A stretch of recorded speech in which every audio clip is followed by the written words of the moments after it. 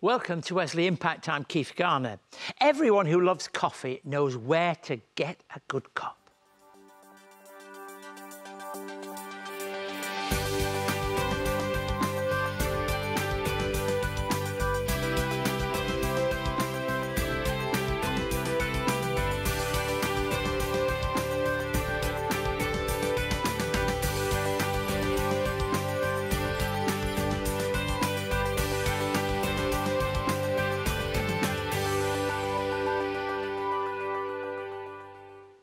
At Wesley Mission, through all the different areas of our work, we serve hundreds of cups of tea and coffee every day, and indeed prepare hundreds of meals for people who enjoy and share.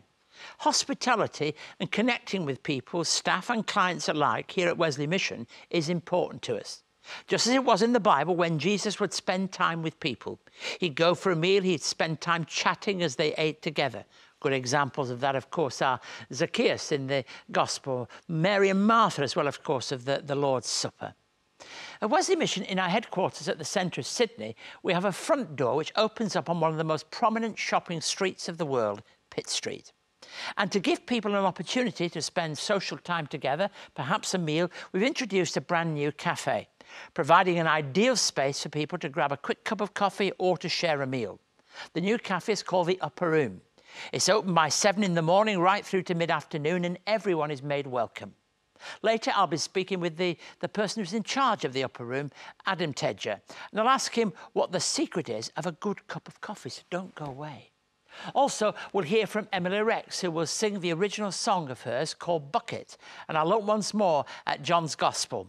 John 17 is one of the great chapters of the Gospel. Jesus is praying for the church, and by that I mean not only the first disciples, but also the needs of all who believe through their witness in time. We look at the closing verse of the chapter and hear Jesus' prayer for all Christians, including ourselves. For over 200 years, Wesley Mission has always sought to change and adapt, work to suit the needs of the people we have at any particular point in time.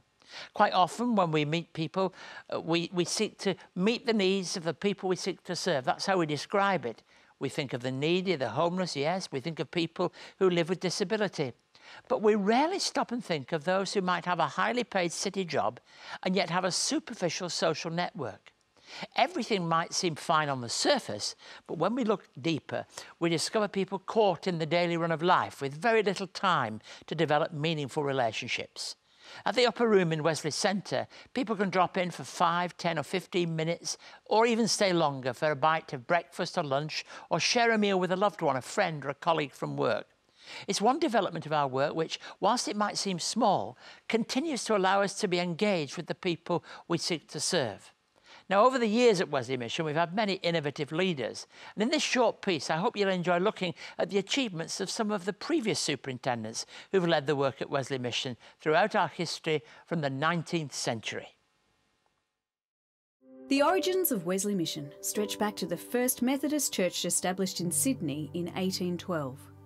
Since our foundation, we have been a community of hope and grace, providing care to those who are frail, lonely, disconnected and marginalised in Sydney and beyond.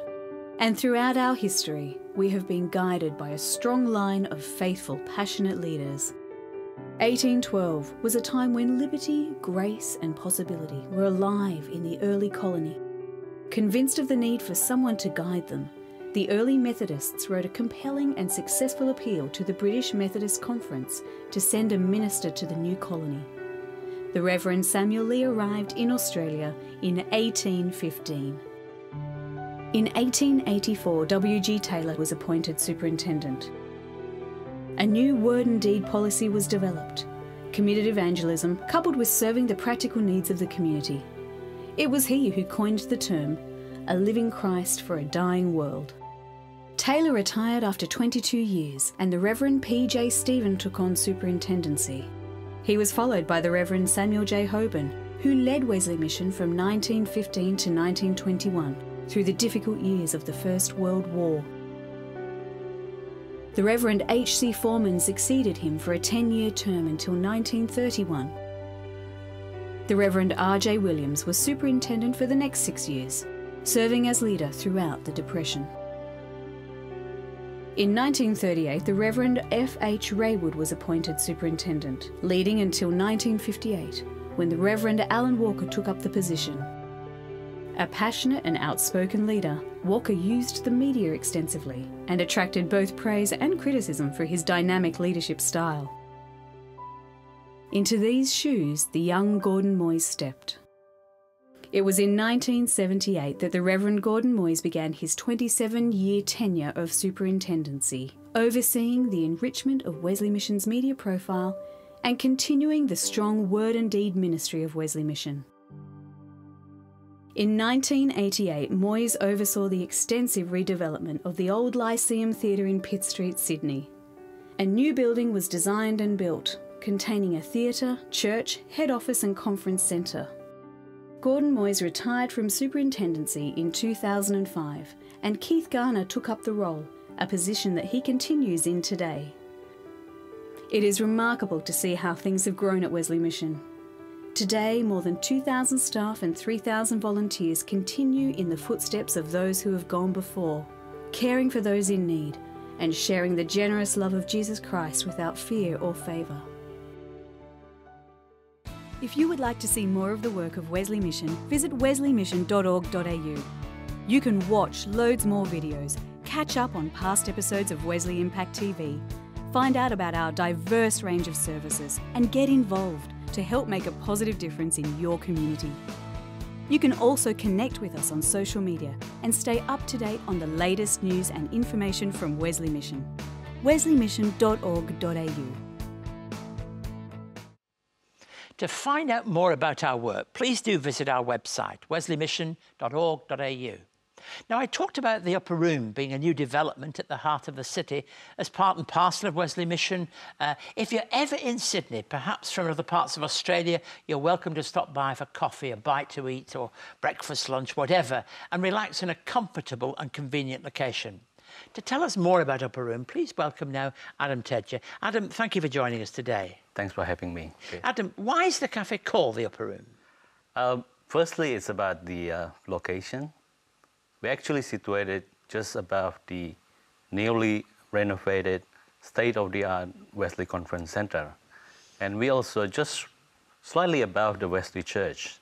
Secondly, the name Upper Room is derived from, obviously, the book in the Bible, the story of Jesus having the Last Supper. And it's kind of mission and the vision of Upper Room, just serving the community, just like Jesus did. And at Pentecost, of course, they went from rooms out into the marketplace, so it has a missional purpose, doesn't it? It is. I want to ask you about the DNA of making a good cup of coffee in a minute. But first of all, tell us a little about the Upper Room and what it is that you do.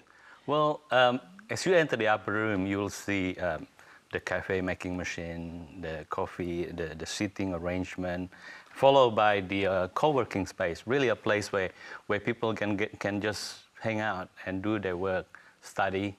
And right at the end of that, we do have the restaurant of it that we serve breakfast and lunch.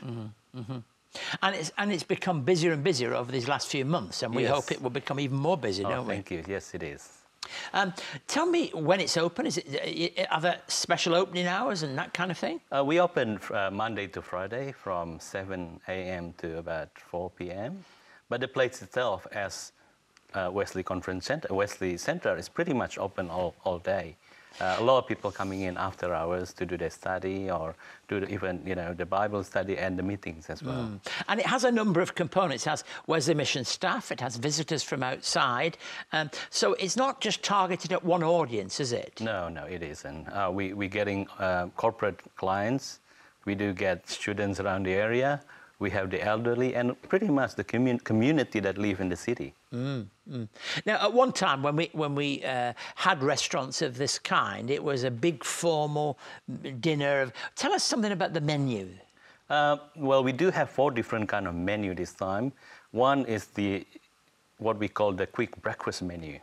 And that actually allows people to even pre-order prior to their arrival. Yes. We're actually working with a company called Hey You, which developed an app for us, which allow people, even when they're still in the bus or in the train, they can actually pre-order what they need and prepay them. As they walk into the cafe, that's enthusiasm, isn't it? You order your coffee on the train, on the bus, and it's just sat there for you when you get. It is. So that is pretty much everything that's easy to be prepared. We prepared it for them just prior to their arrival.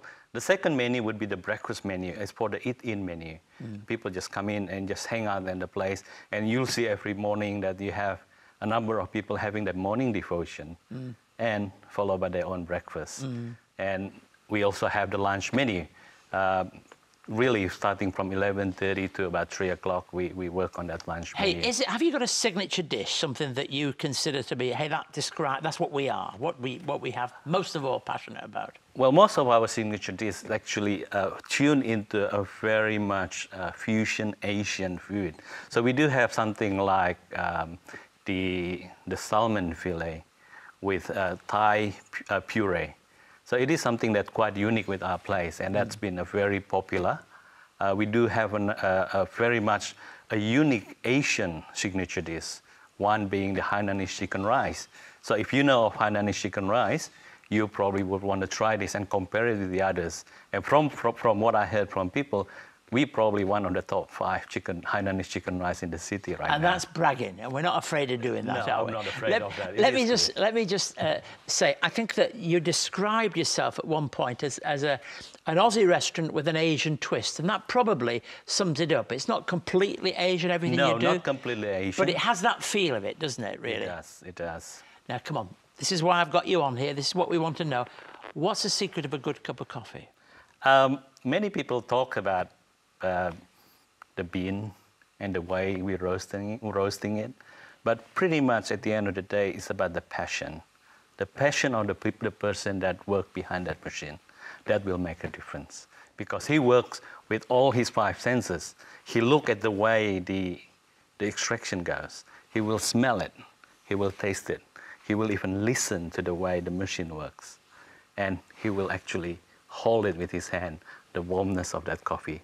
With that passion, it makes a difference on the Adam, coffee. I will never look at a barista again in the same way. Tell me a little bit about, you're very involved in the church life of Wesley Mission. What for you is the spiritual purpose of this restaurant?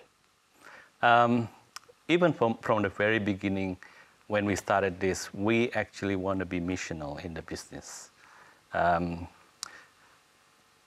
In one aspect, we want to have the business to be sustainable, and we want to be biblically correct. And thirdly, we want it to be socially impactful. That's a lovely way of describing all those different aspects. And look, I'm just delighted that you've started this. We want to encourage you, and we want people, if you're out there, you want to go somewhere in the city, you're either a corporate or an individual, there's the place to go, the Upper Room Cafe. Visit it whenever you're there. I'm there sometimes having coffee as well as anybody else. I really do thank you, Adam, for what you're doing, and pray God would bless that ministry even more. Let's welcome Emily Rex now to sing an original song of hers, Bucket.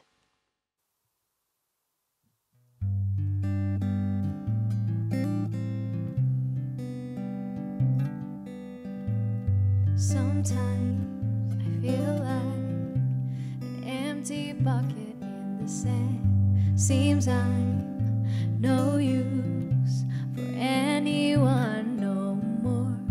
Try to carry some heavy things lately that push me, that bent me, wore me out completely. And that's when I know I need you. And that's when I know I need you.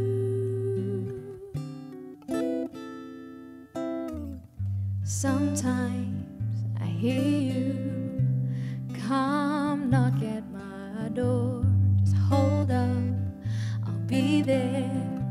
I've just got something to do. I can't do this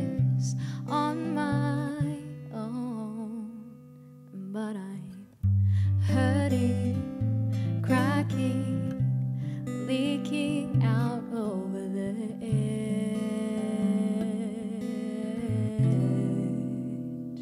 And that's when I know I need you.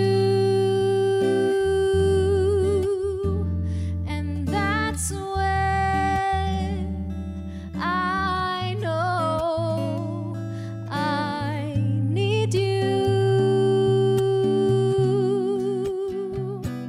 But I forget all of the promises that you love and guide me. I'm trying, trying, trying, trying.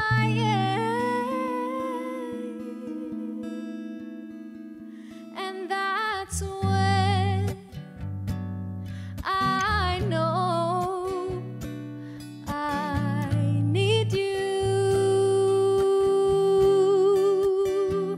And that's when I know I need you.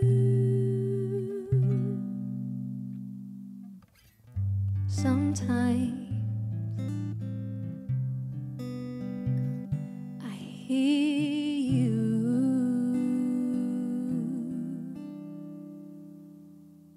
Over the years of Wesley Impact, Keith Garner has had hundreds of conversations sharing stories of hope, resilience, love and the Christian faith. Perspectives on Faith and Leadership is a collection of inspiring and insightful conversations with people who are leaders in their field, including the New South Wales Police Commissioner Andrew Scipione, CEO of Lifeline Australia John Brogden, the inventor of the cochlear ear implant Professor Graham Clark, founder of Shed Happens Ian Watto Watson, respected Australian journalist Lee Hatcher, and the former Chief Inspector of the New South Wales Police Gary Raymond.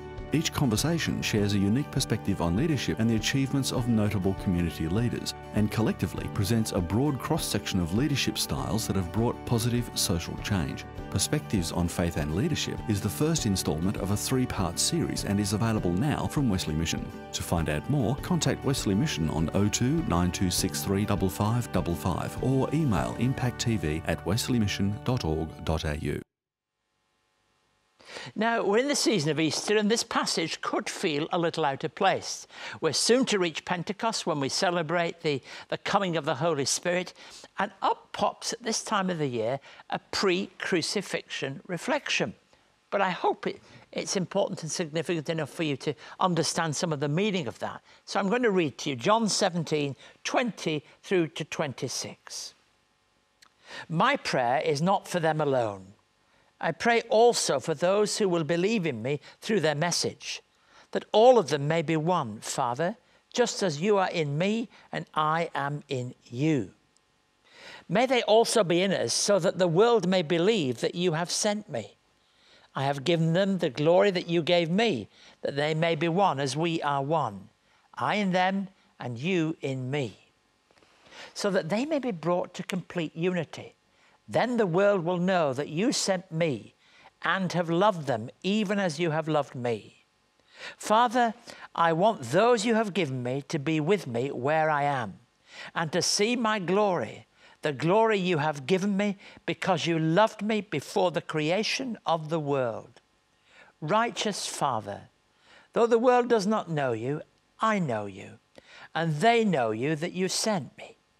I have made you known to them, and will continue to make you known, in order that the love you have for me may be in them, and that I myself may be in them. When you read John 17, you are listening to Jesus pray. You're overhearing what it is that he had to pray. Jesus intercedes for us. He stands in that place for us and speaks to the Father for his people, the church. Now, there are 3 levels of understanding that church. There are the disciples. There are those who will be the first believers through the disciples' witness, and then there's the wider church. Not only then for the disciples, but also for those who will believe through their witness. Jesus prays for the unity of the church, which is so important. What a topic of prayer. What Jesus is praying for is that the church would display the same kind of unity that is found in God's nature. Let's have a consideration of what that unity might be. I think unity is more than just folks in a room having an agreement about something. It's something profoundly deep. It is firstly a unity of the Spirit. There is no rivalry in God himself. God is in complete unity. And the God who is in complete unity is asking for his people in any age and every age and today to be in complete unity with him and with one another. There is a unity of purpose, a unity of intention. We know what it is. If we're working with somebody, if we're at one with them, we can get on with the job and we can do it in a way that brings a better outcome, a better result. But there's a unity of purpose in God, a unity of intention. And God calls us and prays that we'll capture something of that unity within ourselves. And there is a unity in eternity. This is one of the great truths, that God himself is Father, Son, and Holy Spirit. Complete unity, not just now, but before the world began and will be forever. God made us to be a people of unity. He made the church to be a community of unity. He made people and fellowships to be a place of unity. He made us to be a unity in cohesion with himself and with each other. And I think that when I listen to Jesus praying in this way, I know that he's praying for that kind of outcome. Within a short period of time of this prayer being very much part of the life of the early church, very much part of the teaching of the church and the listening in that community, there would be disunity. And the one thing that God has no space for and no place for is disunity. He is a God of unity and calls us to that, because unity can achieve far, far more than anything else can. Being separate and siloed, well, that might feel good at the time, but it's by no means the right way and intention of God's purposes. So he's praying. He's praying for the church. He's praying for believers in every age. Of course, the early disciples had to get the power of this. Of course, the people who were part of the early church that was developed out of the sermons and prayers and life of those early disciples had to get it. But the unity is something that we too. Isn't it wonderful to listen to Jesus pray? We often talk about Jesus' ministry. We talk about his parables, his miracles, and the way he reached out to people. But there is a wonderful chapter here that gives us an insight into Jesus at prayer. And it's such a long chapter, really, and it has these different components. Jesus prays to be glorified. Jesus prays for his disciples. And Jesus prays for all his believers. And this particular passage concludes with this thought that his love, his power, and his grace would be in us because he lives in us. The great promise of the Holy Spirit. So when we pray, we recognize that God prays through us.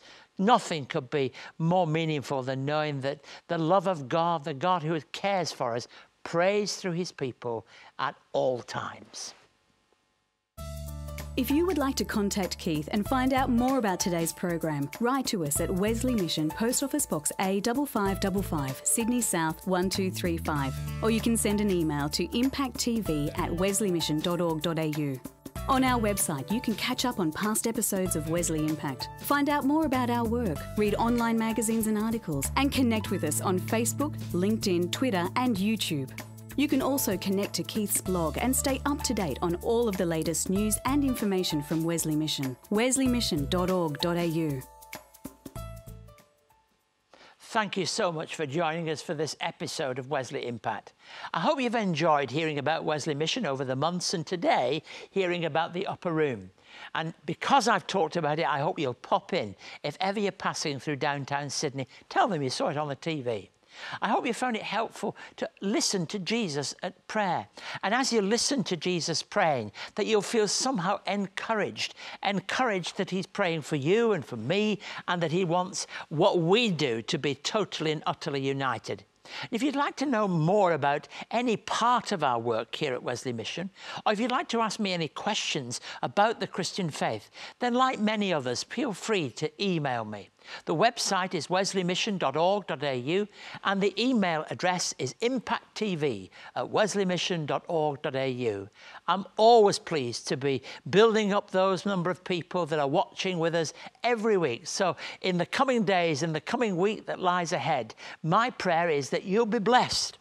Perhaps if you're in the city, you go for a cup of coffee, but most of all, that you will see the fulfillment of the prayer of Jesus and be truly united as a people with each other and with him. I look forward to seeing you next week. God bless you.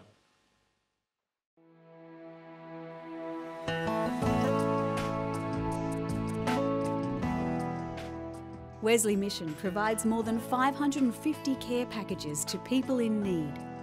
To find out more, visit wesleymission.org.au.